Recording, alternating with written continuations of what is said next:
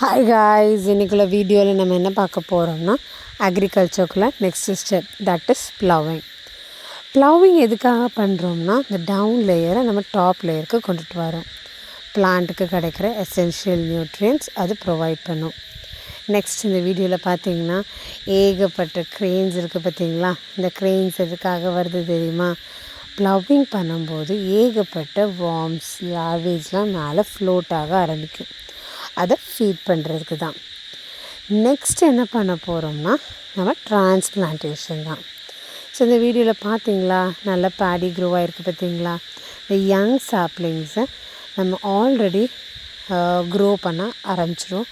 ஒரு 25 to 30 டேஸ்க்கு அப்புறம் அது மெயின் ஃபீல்டுக்கு நம்ம டிரான்ஸ்பிளான்ட் பண்ணுறோம்.